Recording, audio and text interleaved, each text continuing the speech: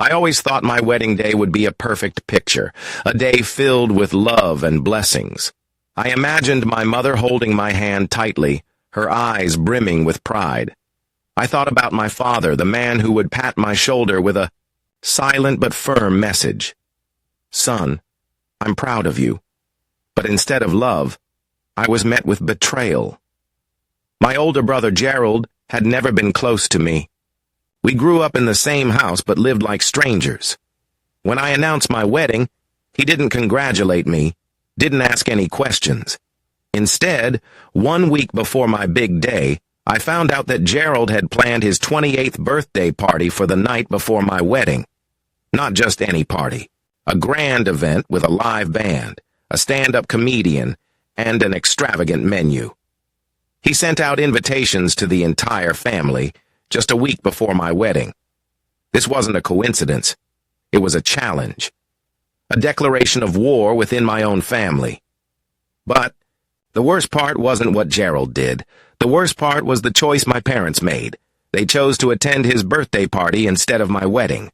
When I found out, I called my parents immediately, believing they would stand by me, no matter what.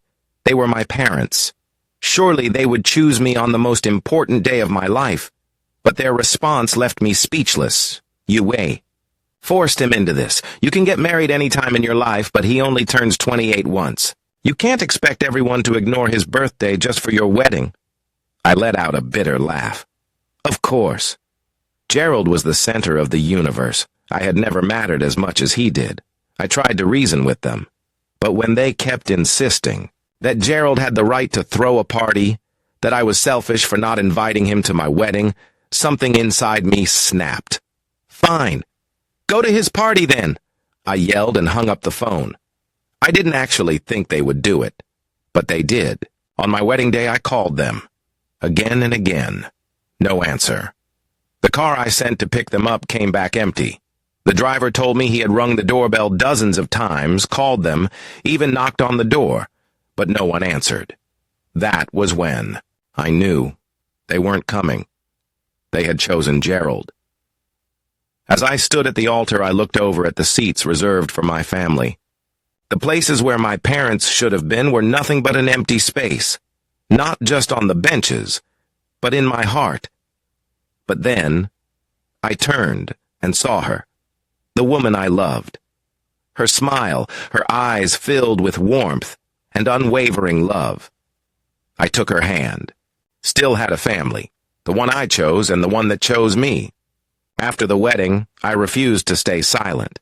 I sent an email to every relative, detailing exactly what had happened. No exaggeration, no embellishment, just the truth.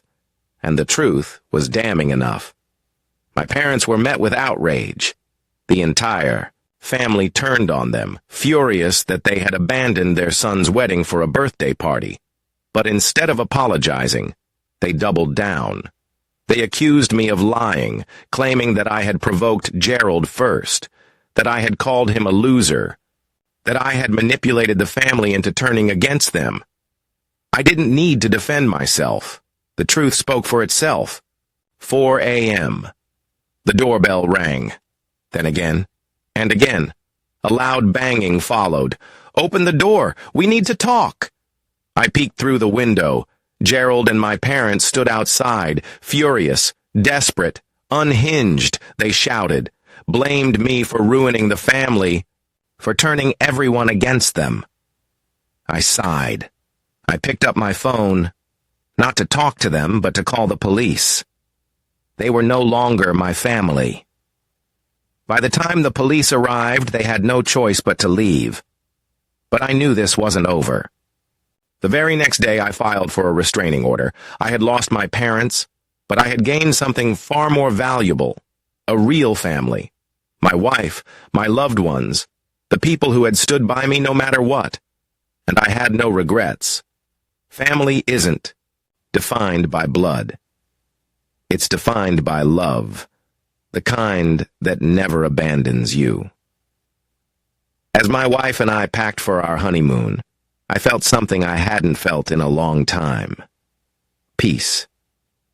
I wasn't walking away with a heavy heart. I was flying away, lighter than ever.